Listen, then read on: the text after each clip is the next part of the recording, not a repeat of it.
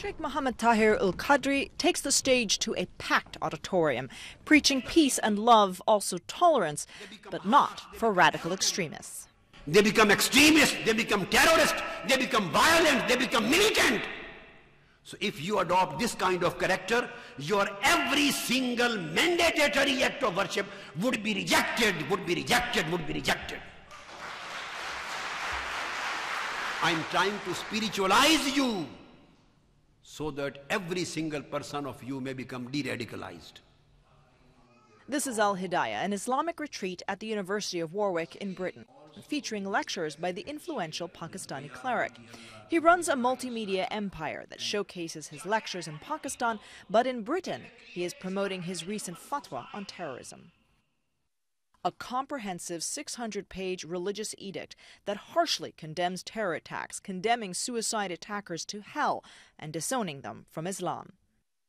Available online in English, Arabic, and Urdu, the fatwa meticulously sources the Quran and other classical Islamic texts.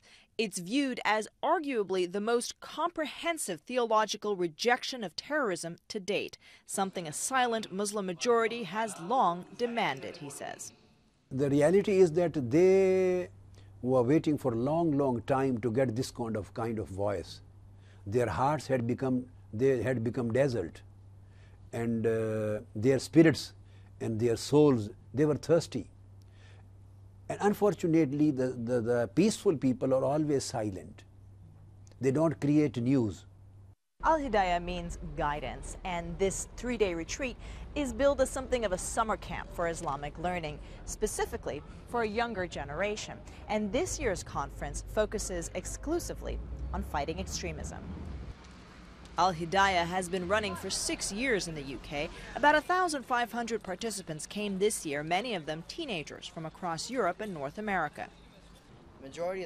Qazi is from Chicago. He says the events of 9/11 left many young American Muslims in a state of confusion. Definitely people are getting confused and we're worrying about their identity.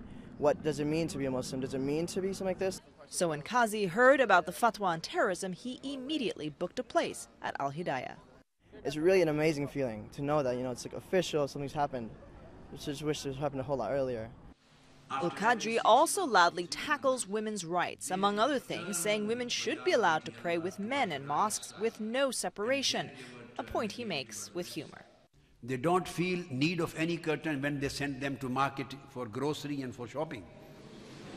No curtain there.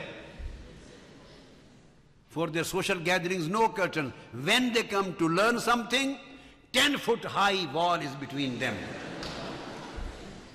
It's a refreshing take on Islam for Dutch teenager Yasmin. It's like, how do you call that?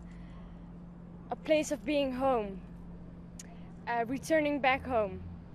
So if I see all those people, the boys, girls, everyone with their Islamic clothes, it makes me happy.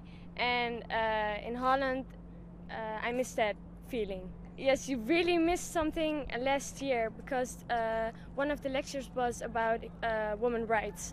I cried for like 2 hours on a row. Next year, Al-Hidayah will be in London and is expecting more than 5,000 participants. Evidence perhaps that Al-Qadri's message is spreading. Atika Schubert, CNN, Coventry, England.